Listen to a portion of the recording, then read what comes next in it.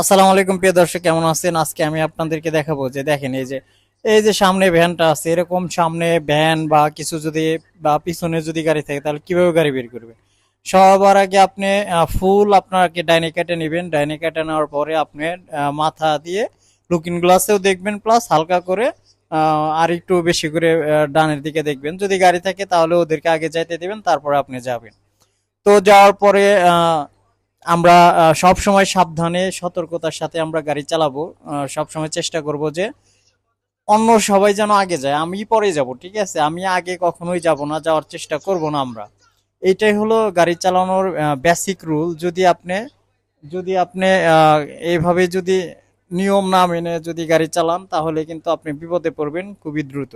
তো এই যে আমি চার রাস্তার মোড়ে ছিলাম, হর্ন দিলাম, দিয়ে আমি এখানে হালকা একটু ব্রেকেও ছিলাম।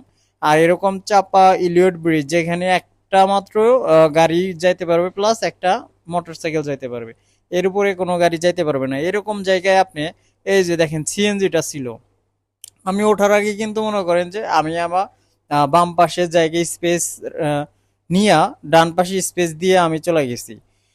তো ওই যে এরকম জায়গায় কিন্তু আমি একদম আস্তে আস্তে আস্তে আস্তে যাচ্ছি, মানুষ হাঁটা চলা করতেছে, তারপরে সাইকেল, মোটর সাইকেল এরকম তো টুকটাক আসতেছে।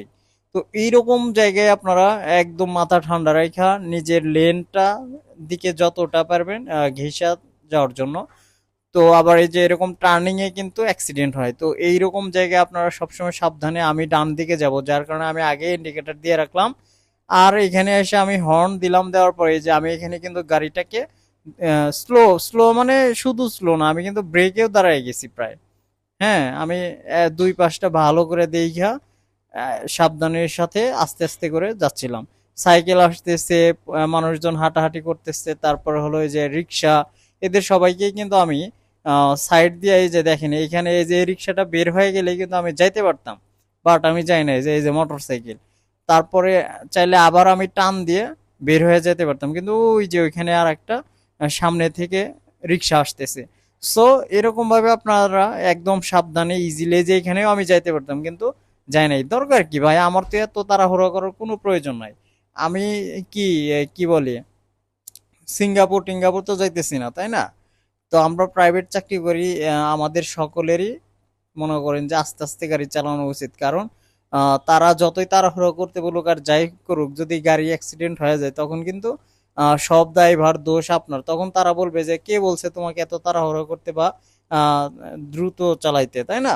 তো আমরা ইজিলি গাড়ি চালাবো। তারপরে যে এরকম টার্নিং মোড়গুলোতে আসলে আমরা একদম সাবধানে চালাবো। এই যে এইখানে একটা বা পাশে একটা মোটরসাইকেল আর সামনে আর একটা রিক্সা আসছে, প্লাস ওই যে একটা স্ল্যাব দেখছেন, ওই স্ল্যাবটাই কিন্তু ঝামেলা, ঠিক আছে?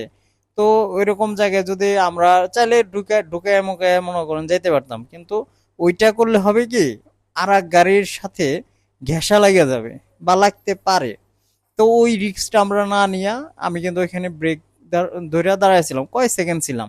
5 সেকেন্ড, 10 সেকেন্ড, বা আহ 1 মিনিটই দাঁড়াইছিলাম, এর বেশি তো দাঁড়াই নাই। 1 মিনিট ছিল না ওইখানে, ঠিক আছে? আমি সর্বোচ্চ 5 থেকে 10 সেকেন্ড ওয়েট করছি, ওরা বের হয়ে গেছে, এরপরে আমি চলে গেছি।